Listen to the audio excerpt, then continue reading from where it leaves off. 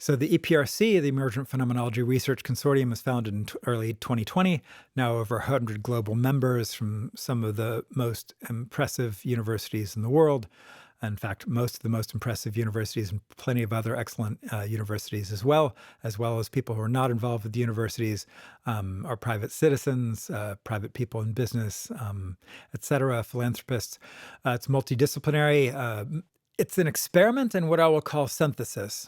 So if you have thesis, which is that all of these phenomena are bad, need to be shut down, have no therapeutic value, or simply strange, to be medicated away. And then you have antithesis, which is, no, these are transformational, can be related to non-medicinal or pharmaceutical-related ways, often may be looked at through lots of different frameworks, may be valid spiritual experiences, whatever that means, may be really important, transformational, et cetera, should all be normalized, accepted, whatever. Then you have the synthesis, which is what we're attempting. Again, not alone in this world, plenty of other groups working on similar attempts at syntheses. Our attempt at synthesis is grounded in ethics. We'll talk a lot about that. It's clinically focused, so we care a lot about outcomes and what actually adds value to care and helps people, or helps practitioners or people undergoing these experiences. Different from many previous approaches, is ontologically agnostic, have no particular interest or even seeing much validity at this point or utility in coming down on the side of either materialist primary or consciousness primary.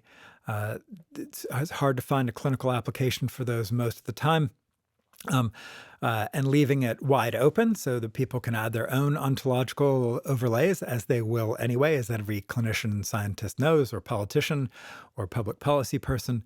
Linguistically very descriptive, globally scalable, so thinking about what kind of recommendations, linguistics, ontological frames or lack thereof, will actually scale globally and be as applicable in Tehran or Shanghai or Johannesburg, Rio de Janeiro, Cairo, rural Alabama, where I currently sit talking to you, California, et cetera, the outback of Australia.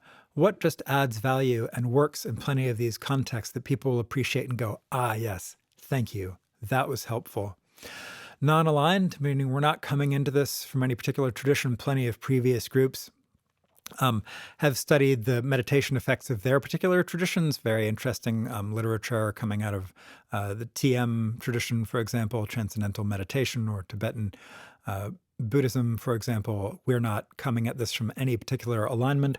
Results neutral, so we're not trying to say these things are great or these things are terrible. We have no incentives to be pro or con. Our incentive structure is very much to just be a straight purveyor of information that is both good, bad, pro, con, can be interpreted in different contexts, and to be open about that, to be systematic in our approach as well. So to be thinking very structurally about what needs to occur, how do you build this field, what evidence is there, what is missing, and to have more of a sense of a global coordination around that, as a result of lots of conversations with people in the field and addressing the needs of people actually out there and what they need. It's functional, so we care a lot more about outcomes and what works. Data-driven, meaning we want high-quality data, which obviously is very expensive and takes a lot of time to accumulate properly, but data-driven in a way that some of the previous biased case series or committee opinion or expert opinions weren't in quite the same way, though may all be very valid within their scope and valuable, perhaps, in certain contexts. Synergistic, meaning we're trying to figure out the natural win-win-wins that make sense economically, clinically, legally, linguistically, culturally, and trying to find the overlap of where all those come together in a synergistic way. It's comprehensive, so we're trying to build a full, robust science of this. It's long-term. We think, based on basically every previous development, that this will take at least decades to be fully integrated, or largely integrated into global healthcare systems, given how long these changes take. It will also need to be sustained for decades in a way that previous movements, usually based on single individuals, or not thinking long enough, or underestimating how long it would take, to change these things or underestimating the inertia of these systems. So we think that this project will need to be well-funded, well-sustained by hundreds of people for decades to likely have meaningful impact. Phenomenological. So very much taking into account people's first-person experiences, as well as other outcome measures. And physiologically perennialist. This is this rough perennialism I've been talking about, meaning that, for example, if you see a bright white light, regardless of what tradition you're coming from or your conceptual or ontological or religious overlay, there's very, very few pathways, and maybe even one, by which that can occur in the brain. That there is, it's in some loose way, some sense of commonality, obviously, with some genetic and physiological and both nurture and nature variants, but that some variant of the clinical perennialist perspective that appendicitis is appendicitis. Yes, it may present in a number of different ways and be in different locations and have some anatomical variants, but you can still say there's a thing called appendicitis and have that make sense regardless of where you are in the world or what religion or spiritual tradition you happen to be. This is very grounded in medical ethics, as we said earlier. So we're going to take those criteria and kind of take them apart generally. So autonomy, the right to determine your own healthcare and or practice, aka respect for people and their general rights to have informed consent, that you should have high quality data about the risks, benefits, and alternatives, about diagnostic strategies, which at the moment are just sort of generally rigidly imposed, usually by a committee that sat somewhere, of treatment strategies, usually not that well backed up by good outcome studies and data at the moment, unfortunately, as much as we would like them.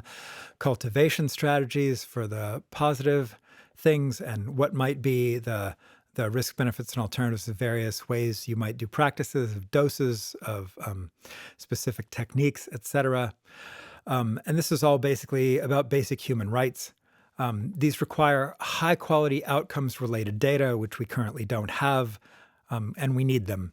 Particularly in comparison across traditions, essentially almost none of that has been done. It's based on justice, so the question of what is distributed and distributable around the world in terms of benefits and burdens. How can we figure out what allows the linguistics of this to scale globally, the conceptual frameworks underlying it to scale globally, and what will people universally agree on? Ah, that was useful. Thank you. That helped us do better, feel better about what we're doing, be more okay. That's our big question. Obviously, it is a tough question and a tall ask. Beneficence, how do you have enough information to do good for the patient and or a practitioner? This typically requires, again, very useful knowledge, high quality data, aka some sort of sense of truth. Obviously, a complicated discussion in our highly divided, seemingly post-truth times. So it's what adds value to care, aka what is based in a sense of love for other individuals, our fellow humans. What helps reduce suffering. Also non-malfeasance, making sure you are not harming patients or practitioners or whole societies or cultures by not imposing on them things that then cause suffering. We think this is also a civil rights issue. How do we have a reduction in taboos or an elimination of taboos that allows honest conversations about these when they happen to people, so people feel safe, that they can come out of their emergent closets, that they are not forced into situations of hospitalization and medication when good science can hopefully demonstrate that there were other valid options for adding value to care, that people are not needlessly put in custodial relationships or have job loss or be declared to be broken for life by some quote unquote lifetime condition. I have plenty of friends that were told something like that later on had no signs of the bipolar disorder or the schizotype or the schizophrenia or whatever that they were diagnosed with. None at all. In fact, were enhanced and more functional than they previously were. So I know for certain that there are some serious flaws in the system that can be hopefully corrected by high quality data. However, we have to be very attentive to mainstream clinical needs. Having been in the mainstream clinical world, I understand these well. Mainstream clinical needs involving the need to be thought respectable by scientists, governments, institutions, peers, and the public. I think that with high quality data, we can add to their respectability. Safety and freedom from bad outcomes, such as lawsuits or job loss if something goes wrong. We need to provide high quality data and perhaps even thoughtful reform of systems that helps people make decisions and not be needlessly penalized if and when things go wrong. Sense of meeting their epistemological needs of the clinical mainstream, underlying physiology, so that we have a lack of uncertainty. We need neuroimaging, biochemistry, genetics, and epigenetics around what in the world is going on to the degree that we can measure those for these kinds of phenomena. Again, high quality evidence and outcome-based studies. These are time-consuming, they're expensive, they need to be replicated and then replicated again. The replication crisis in mental health is now extremely well known. To be able to have the resources to do enough studies to have a sense, yes, we can rely on these findings, and yes, we have a sense of the nuance of what is going on. We need to help them manage their own ontological crises, right? So a lot of people have been brought up in very materialist paradigms. So we need a good synthesis. We need good neuroimaging. We need things that help bring together these worlds of thesis and antithesis in some kind of way that they can both go, yes, okay, that moves things forward. That was of benefit. Thank you. We need quality metrics. A lot of the studies of meditation have not been based on the kind of quality metrics that actually gets you incorporated in the clinical mainstream that the MBAs care about, right? Patient satisfaction, quality adjusted life years, service utilization rates. We need to take into account the lobbying groups of the pharmaceutical industry. Why are they there? What do they need? What is their point of view? And where are they coming from to figure out win-win-wins?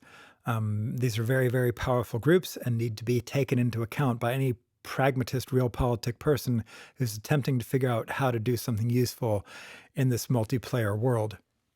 Cost reduction. How do you reduce ER bedtimes, inpatient bedtimes, medication costs in basically every country except those with complicated incentives to increase medication costs? A very, very complicated topic.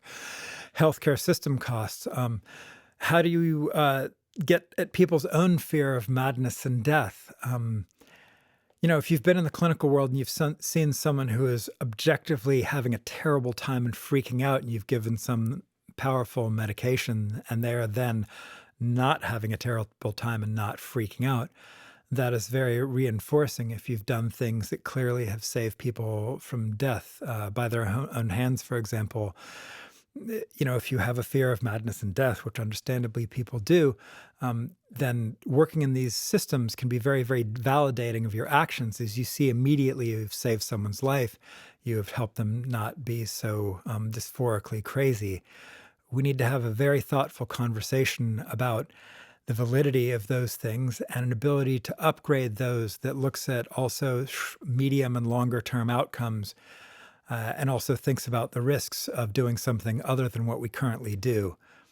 Again, these are going to be bold studies that are going to be complicated and need a very nuanced conversation around to meet the needs of the clinical mainstream. This has currently not been done at all so far as I can tell, and again, will help bridge these worlds in a thoughtful way.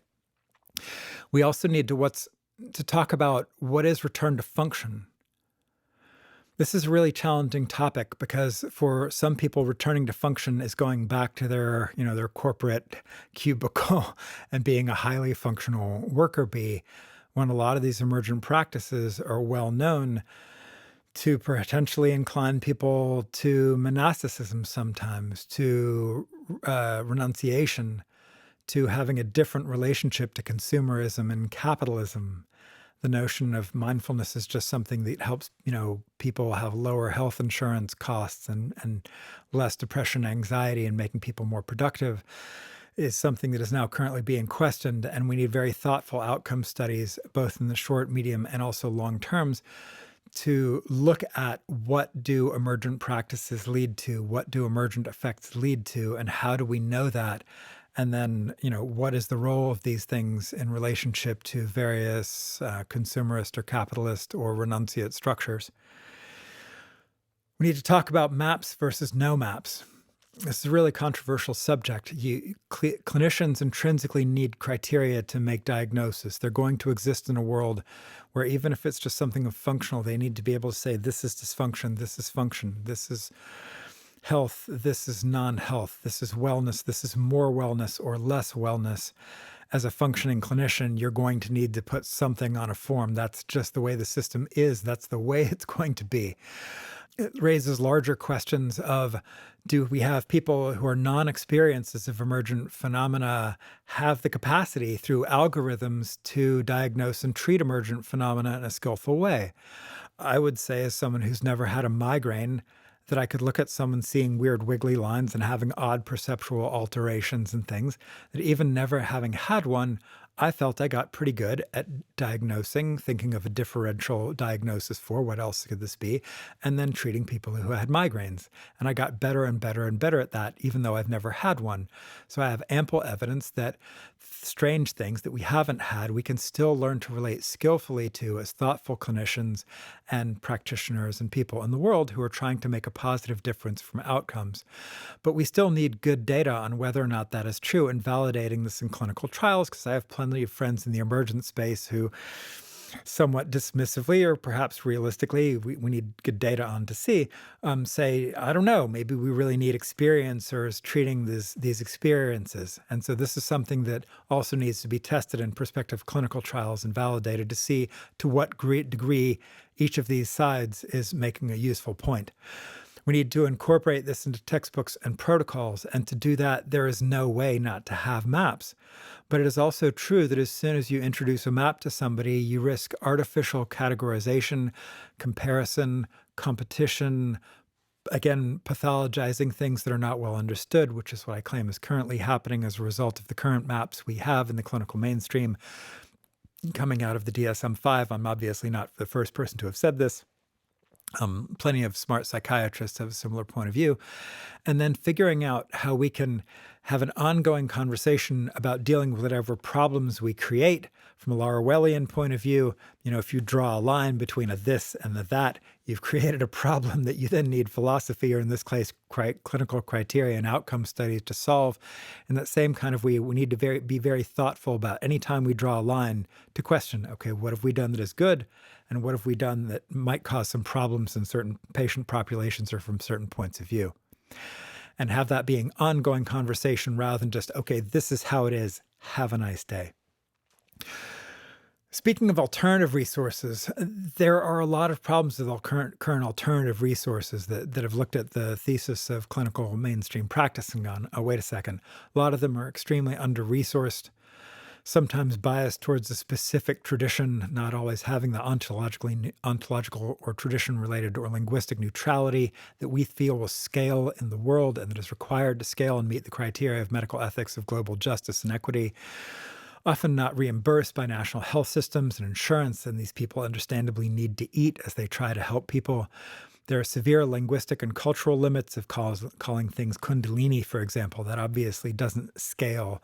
In plenty of parts in the world, there might be perfectly useful language that we need to acknowledge might have some validity in certain contexts or add some value to care regardless of notions of absolute validity. There's tremendously variable oversight, training, and quality of the degree to which people who are offering alternative care, to the degree to which they themselves have experience with this, to the degree to which they themselves are lending to positive outcomes or desired outcomes in the people that they're reaching. Obviously, because these things are not global, they're not so equitable. Obviously, these days, if you can afford to run into, the usually expensive alternative transpersonal practitioners and shamans and meditation teachers or, clergy or whatever it is that whatever people have some kind of expertise for what you're going through, obviously tons of people in the world don't. So we are not meeting anything like the basic ethical criteria of justice and equity. We have no high-quality comparative data-driven methods that are validated in comparative clinical trials, as you would hope, in evidence-based medicine, or even just people trying to make good decisions about what they should do and how they should do it. And in short, for this to scale, the mainstream healthcare system has got to be better empowered. They're currently not. And also, you need the infrastructure for all the people. Like, I'm going to use what I call the Tesla model. So that Teslas need good roads. They need good emergency departments for when things go wrong, which inevitably happen for any motor vehicle. They need good stoplights. They need good traffic laws. They need people who are enforcing those traffic laws. They need people who are building all of the components, making good high quality paint for the roads that doesn't, just break down when it's driven over a lot, and good reflectors and the signs and all of these things. In the same way, the brain hacking industry, the people who are trying to upgrade consciousness or do, consciousness 2.0, they've got to have the infrastructure for when these things go strange or sideways, or they push people into territory that they may not have been expecting. And the clinical mainstream may have antiquated, or what I think and plenty of people think is inadequate models for describing and then diagnosing and then managing and or cultivating things that are going on. Ontological agnosticism also basically hasn't been tried really, sort of. In theory, the clinical world tries to be descriptive and neutral, but in practice, it is beholden to a relatively rigid and oppressive, I find, and plenty of people find, scientific materialism, which alienates people from their care. So in some ways, the clinical pragmatism is both problematic and also extremely empowering as a possible solution that just looks at what's adds value to care. Good clinicians lay very, very little soteriological and ontological overlay on their patients and allow them as much as they think is reasonably functionally possible. And obviously, where to draw that line is complicated in terms of, do they say this was Christ consciousness? Do they say this was a dark night? Or do they say this was a naf, or being touched by the spirit, or some energetic kundalini thing, or however they describe this, some other opening described in their own traditions they're coming from. And yet a good clinician works with that to add value to care. We're trying to figure out how to scale more of that and build it functionally into these systems, realizing that there's lots of problems that can come from that, and going in eyes open of all the downsides of what happens when you come up with a fixed system.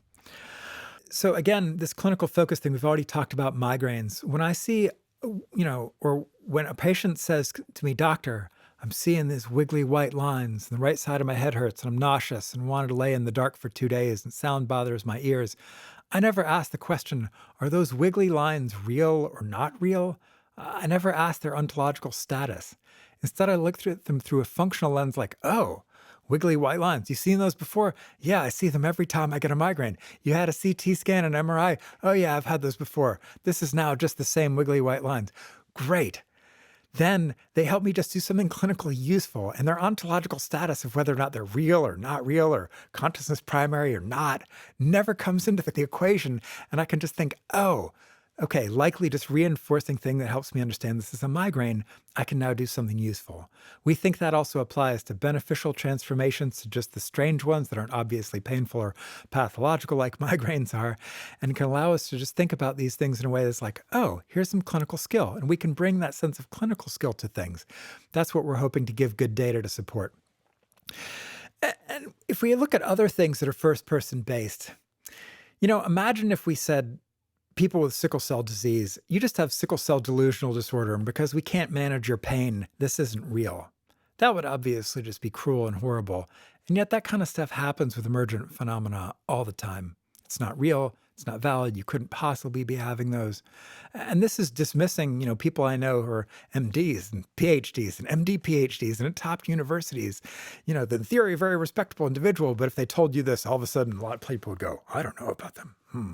That's very concerning.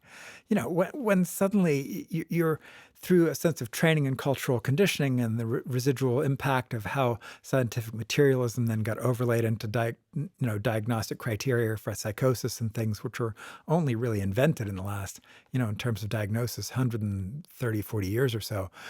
Or think about things like Lyme disease, which can present in all these weird ways, right? And yet you can go, oh, maybe that's Lyme disease. So we know that clinicians who have never had experience with Lyme disease can yet do pattern recognition for very, very complex conditions, positive ones we hope as well. Or panic attacks, right? So like There are all these ways to deal with panic attacks that don't have anything to do with medication and may just be mindfulness techniques that can help people to ground down or to stabilize. Environmental factors of soothing music or a peaceful environment. There are all these techniques that we know can help things that are diagnosed in the clinical mainstream and yet can have a positive impact of helping people. Or multiple sclerosis, another one, present all these strange ways and you can go, wow, I wonder if that isn't MS. And then send someone to an expert, for example, a neurologist, who's really good at diagnosing that. I think we need to have similarly trained experts for the wide range of emergent phenomena that we can send people to. And obviously, I'm not alone in thinking that. This has been proposed before. So linguistically, globally scalable, also the language that people use for this. So in order to scale globally, we've got to choose really neutral language. We have to choose very descriptive language. I have a profound appreciative envy of biochemistry, biology, physics, biological taxonomy, that despite, lots and lots of decades of debate, we're able to come together and say, this is just useful language. We can get over most of our fundamental squabbles. We can just use, standard mathematical notation. We can just say this is, this plant genus and species or whatever. Same thing in biology, same thing in chemistry. And once they were able to do that, and it facilitated a revolution where people were getting over these sort of, squabbling term wars of petty academics vying for control and looking at the global benefit that came when we said, okay, a plus sign is just a plus sign. Cool. I think we can also do that for emergent phenomenology, and projects like the Affect Index or the Subjective Affect Index can help us with things like that.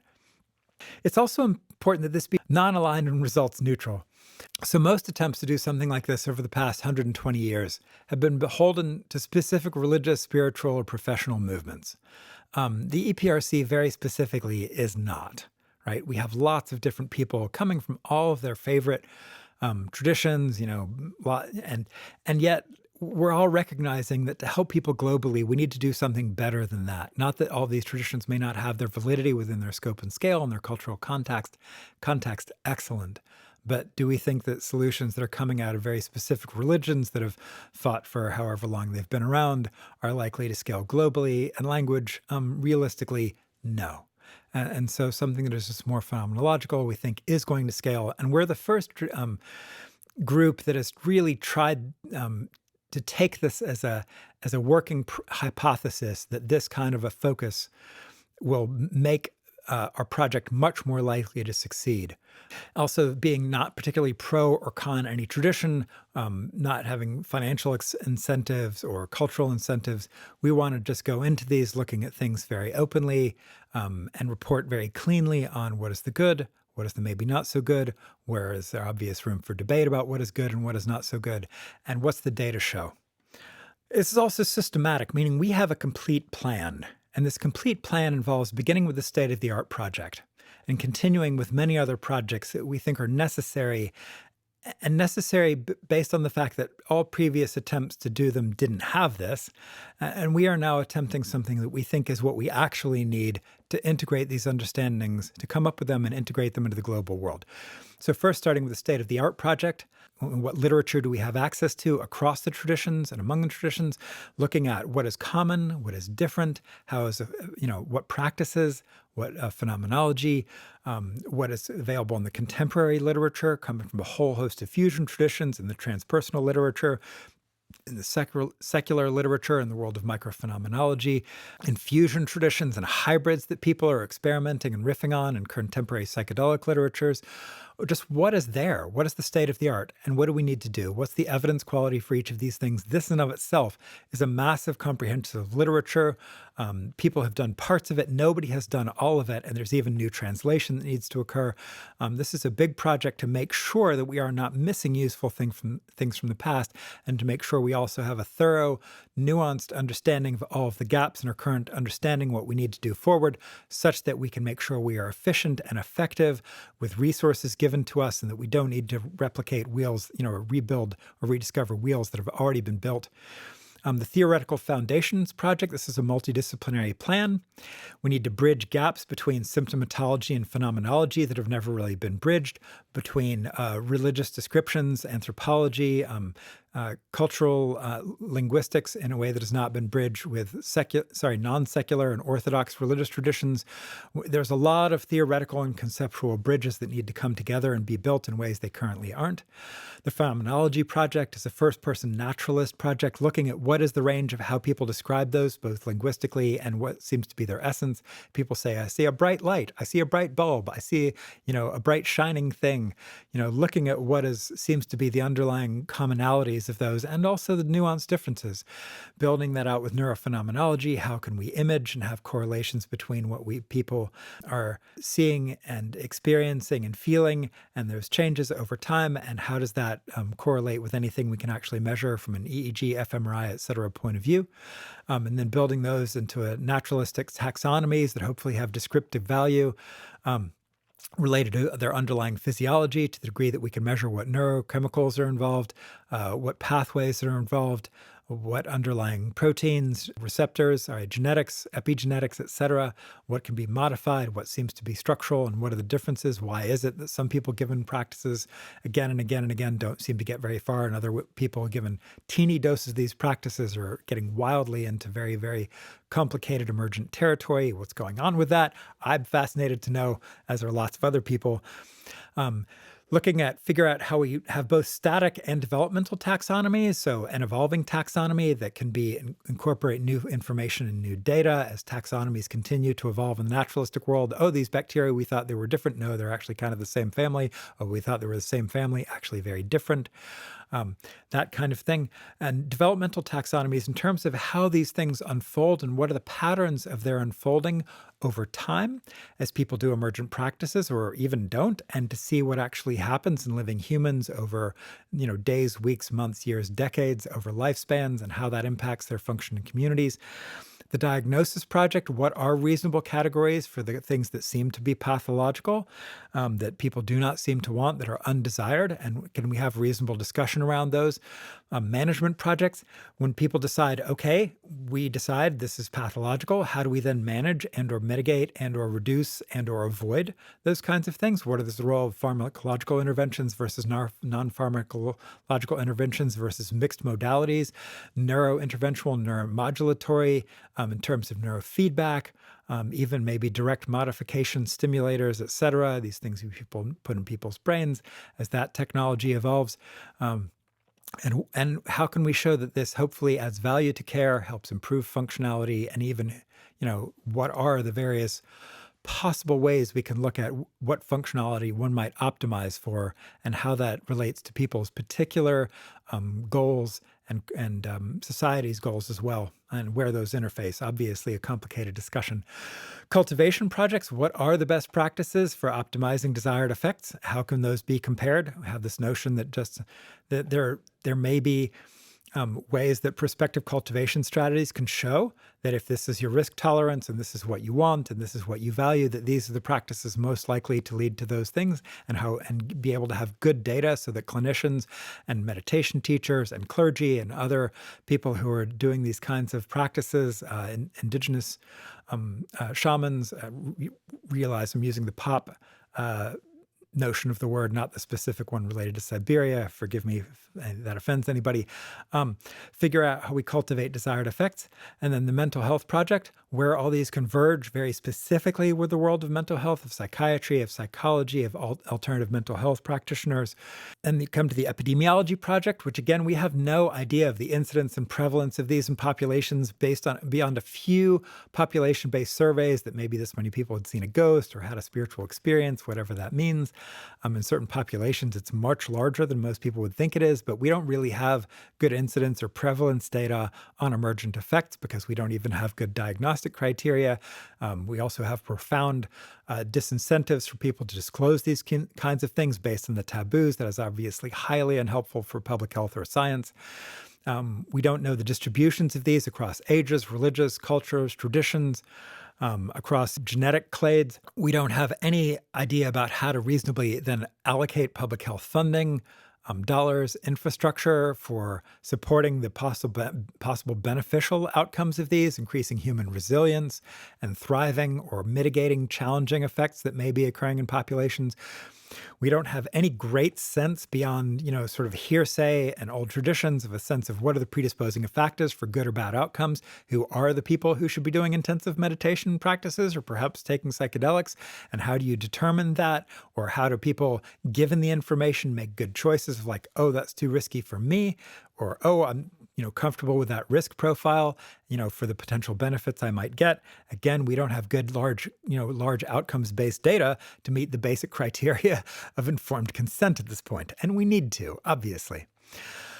Predisposing factors, we already talked on a lot of these. We don't know how nurture and nature play into this, how trauma plays into this. Obviously, a huge topic I've barely touched on, but needs to be studied. How cultural factors and expectations play into promoting good or bad outcomes. Are there ontological frames or overlays that noticeably increase what might be thought of as beneficial outcomes? We've got to figure out how to globally incorporate this and measure the value of this. So what is up with psychedelics, and how do we look at how they add value in a global way? Obviously, the relationship to psychedelics or psychoactive compounds has varied widely across cultures and has powerful political influence. And some of that politics was based on things about science. Oh, maybe LSD alters your genetics and causes genetic damage, or maybe these things lead to Alzheimer's, or maybe these things lead to paranoia or schizophrenia, or maybe whatever. Or maybe these things heal depression. Maybe these things are profoundly, transformative. Maybe psychedelics even, help make you a fully functional adult in some way, depending on their cultural context. If we look at, say, ibogaine, for example, and how it may be used in certain traditions in West Africa, these important transitional ceremonies. This is something that obviously we have to think very carefully about from an anthropological point of view, and to be appropriately culturally sensitive in a way that the previous traditions were not, in a way that when I say traditions, I mean basically imperialist, materialist traditions. We need to make sure we have people at the table involved in these conversations globally, that we are inclusive rather than exclusionary, that we think very much about how the major religions, how the smaller religions, how the fusion religions, how they can have a conversation around these things about what just helps everybody do what they do well and come out better.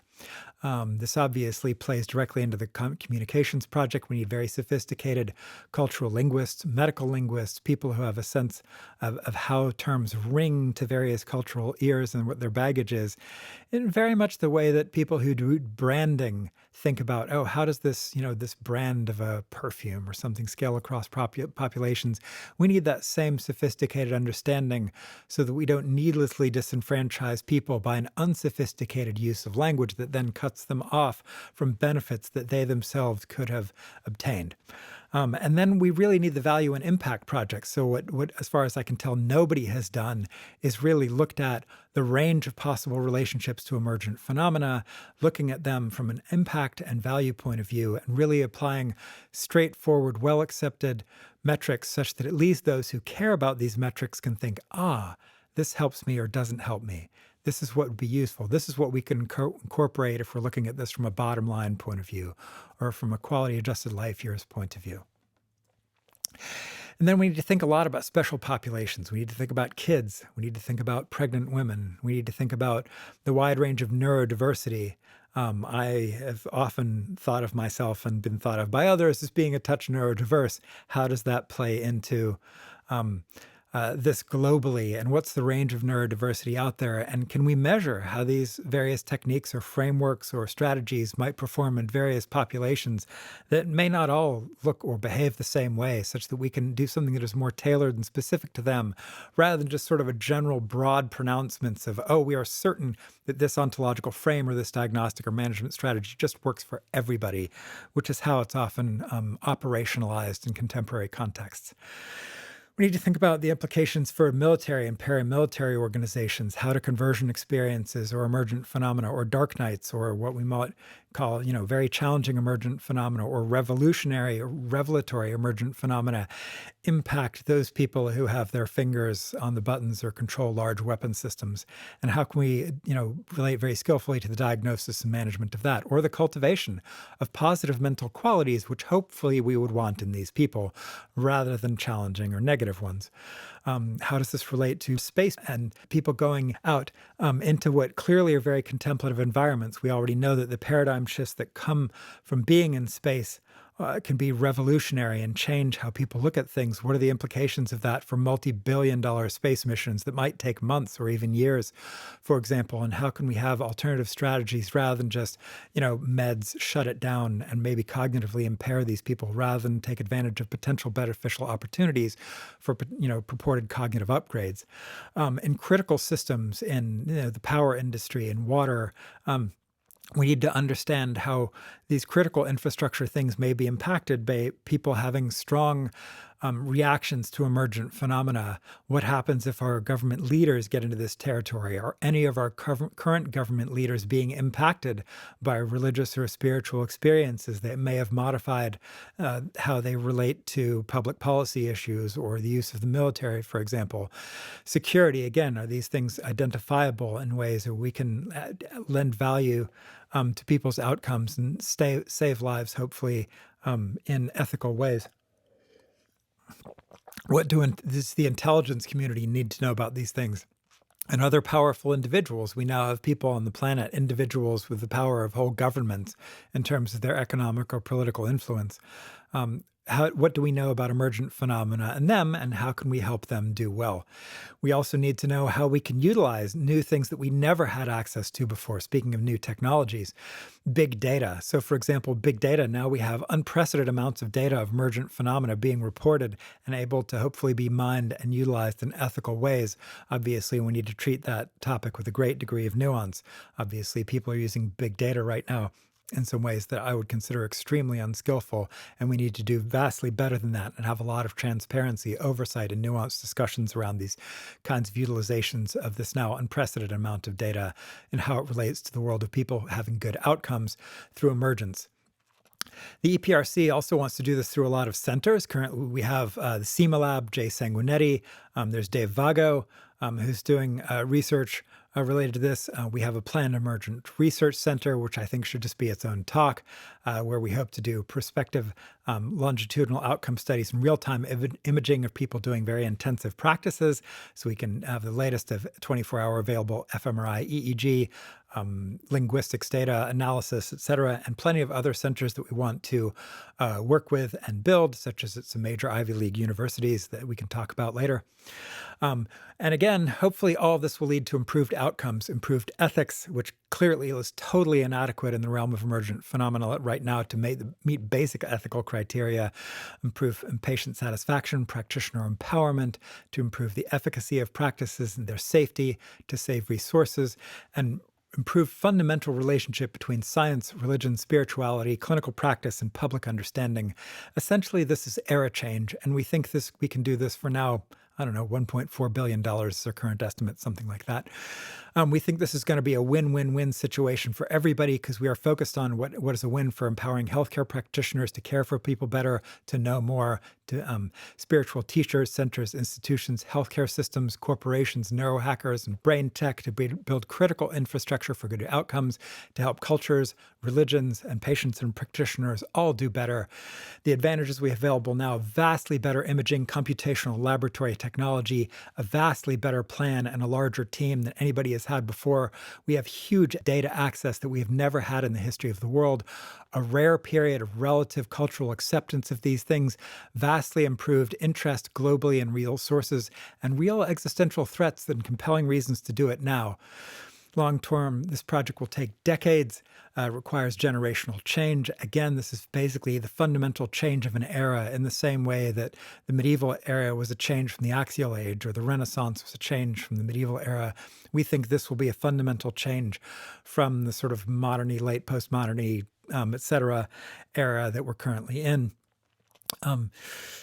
And I have friends that basically go the sage approach, and I understand why they do. If the sage basically wanders lonely away from this and looks at the mainstream modern clinical mental health world as unworkable, intractable, unchangeable, greedy, bought and paid for, so best to keep quiet, closeted, cloistered, this is just going to be a waste of money, that there's no way to reach these people, that the forces of industry are too powerful, and the ability of people to understand this is too insufficient, even with high quality data. And yet the EPRC takes the opposite approach of Mage, who feels that, people with understanding and capabilities need to be the positive change that they want to see in the world, and want to work hard to understand and help the mainstream public at large to have a detailed and sophisticated knowledge and be able to best help each other with relationship to emergent phenomena. We think that spirituality clearly relates to the global health crisis, that there are spiritual crises now as well as spiritual opportunities, that the current crisis of climate crisis, nuclear resources, wars, etc. We think that emergent practices and transformations and mitigating of unfortunate effects or undesired effects has some role to play in current crisis management. However, we must admit that we are not entirely certain that something that takes decades can unfold over realistic timeframes that we need. Consequently, we feel a high degree of urgency right now to get these things done. Do we have decades before we blow ourselves to pieces or involved in major resource wars or whatever, or global conflicts that spiral out of control? We don't know. So given that we think the iron is pretty hot for striking now, we think we should strike while the iron is hot. And such, we would urge you, if you think you can help the EPRC to do what we do, to reach out to us, to look at the EPRC website, theeprc.org. We think this will take hundreds of people. We think this requires global networking, maybe thousands of people. We think this will currently take at least $1.4 billion. We have a detailed map that you can see at Emergence Benefactors. And if you look at the EPRC site and the detailed white paper of both of these, you can see our roadmap and structure of what we think this will take and why. This will require a global public dialogue and the facilitation of that in a skillful way with a lot of resources. It is also more important that it gets done than exactly who does it. As long as this happens, I personally will be happy. We don't necessarily have to do it, but we think we are the best team currently positioned with the most detailed plan in the world currently to do this. In terms of fundraising, the $1.3 billion or so we think this will cost. Please check out ebenefactors.org. You can go to the website and you can see what we think this will take. It might take more than that, but this is our current best guess to get us a serious shot of all of the plans and studies and things that I've just detailed. We've assembled an unprecedented, massive, talented team. And so if you have any idea how to ethically and skillfully obtain the funds to do this, please let us know. We want to know what your best ideas are. We want to know what the problems with our current plan are. We want to know who you know that might help us do this. Help us make this difference in the world for everybody experiencing emergent phenomena and everybody that might be impacted by them, even if they're not experiencing them. Thank you so much for listening to this. It is greatly appreciated. All right. Best wishes. Bye.